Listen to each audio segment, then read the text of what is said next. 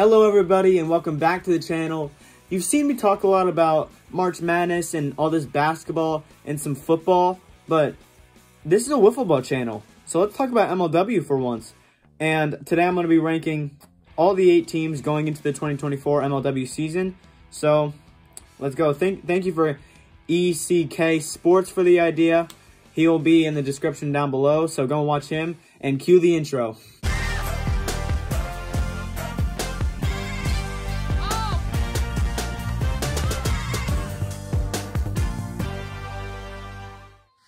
Welcome back, and let's get into this ranking.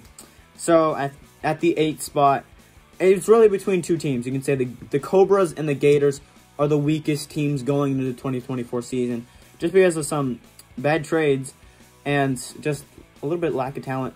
But 8, I'm going with the Gators. Their loss of Brennan Jorgensen is just huge for them. They bring in Sawyer Bean, which is good for them, but I feel like they need more. They need more. Because you have Chris Cheatham as the captain, and he only batted 93 last year. That is not good at all. I think Sawyer Bean's going to be the starter. This is one of the only teams that doesn't have a true starter with Sawyer Bean, coming from the Cobras, who haven't had a great pitching team to begin with and coming off the bench for Barron. So, all around this team needs a little bit of help. They have Jason Chadwick, which batted 244 average last year, and honestly, I think that was good getting a trade for him. One of the best averages last year for the Gators. Obviously, Jorgensen was first. But now let's go to the 7 seed, the Coastal Cobras, like we just said. And this team, they're built better than the Gators. They have Baranowski, and they're bringing in Caden Irwin, which is big. They have 2 pitchers that are going to be touching the mound that have some experience that can really get into the flow of things. Baranowski threw for a 3.16 ERA, which is okay. It's not a great starter number, but I think he'll bounce back pretty well for the Cobras this year. And their best average was 222 from Davis, and their batting average for the whole team was 190. And that's just not going to get it done in a tough MLW league like this.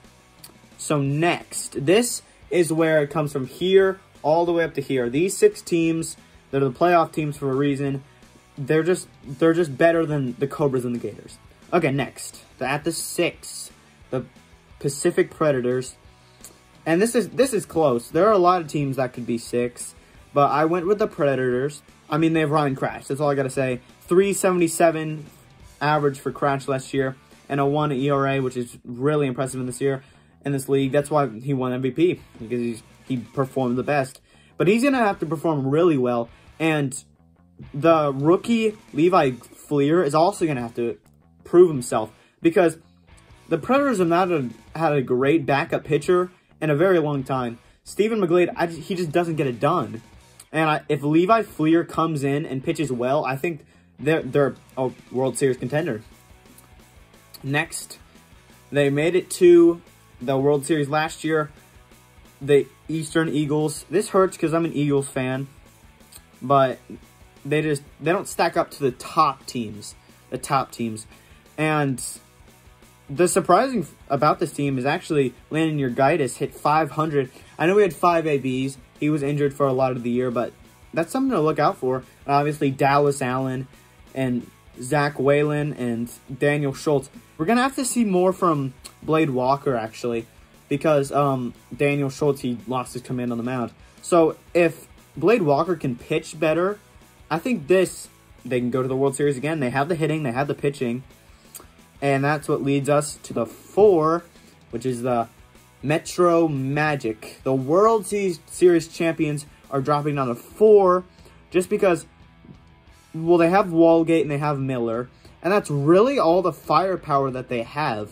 You can say Ackerman at times, Bonham at times, but Walgate and Miller are the only ones that are really consistent with bringing the best to the Magic game. If they're all on, we've seen it before, they're a World Series team. If they're all doing perfect, 43 average for Miller is just unbelievable.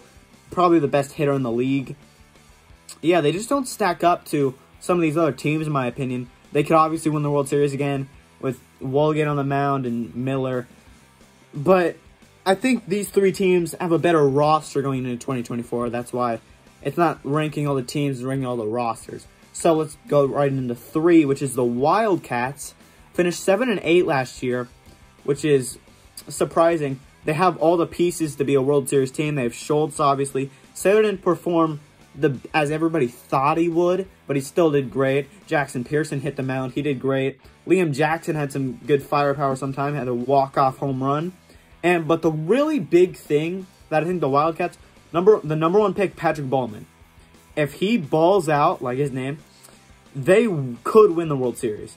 Because they just needed one more piece. They haven't quite had it, but they needed one more piece. Patrick Baldwin is it. That's why he's above the Magic and the Eagles, the World Series matchup, in my opinion. And, yeah, it's just a great overall team. Really no weak spots. You can say Ty Fresnick, but he hasn't even proved himself yet. And Ty Smith, but he's going to be a reserve this year. Everybody has their place on this team. Even Liam Jackson at times. Schultz, obviously. Saylor, Pearson. And if Patrick Baldwin can ball out, they could win the World Series. Next, the Downtown Diamondbacks, probably the biggest fan base, and we have to go to Jimmy Nort first. Nort plays like he usually does. They're always a World Series contender. That's just how it is. They're always a World Series contender anyway. And what's really interesting to me is Trey Flood. He's really underrated. Hit 375 average, which is the highest on the team. And he pitched a 1.64 ERA with 18 innings. So it's not like Landon Urquidy, who barely touched the mound and did well. He's proven himself. You could say he's one of the best in the league, at least with the stats. And you obviously have Jonah Heath. You obviously have Casey Bennett. Pishka at times. Pishka is just a great hitter overall. And, yeah, these 7 teams I don't think stack up to the number 1 seed. You probably know the number 1 seed is right now, but this is really close. I think all 5 or all 6 of these, for a matter, they could be switched either way. From the Preds, Eagles, Magic, Wildcats, D-backs, Mallards, they could all be switched in my opinion. But it's just based on the rosters and based on last year's stats and the rookies coming in and the trades, obviously. But the number 1 seed, the Midwest Mallards. Like the Wildcats, they needed one piece to put them over the top. They couldn't quite get to the World Series. They needed one piece, and they got Brendan Jorgensen. The one thing I had going for the Gators was Brendan Jorgensen, and they just traded him away, which is surprising to me, because this Mallards team is stacked. Think of this: Robles, TC3 obviously, and Brendan Jorgensen, with Preston Combe too, and Davenport sometimes is great, and Carlington. But the loss of Irwin, that could be big for him. He was a great hitter. He was their backup pitcher. But I think Jorgensen's going to come in really well. They look the best to me. Jorgensen, at the beginning of the year, he looked like an MVP candidate. He played that well. TC3 can hit a home run at any times.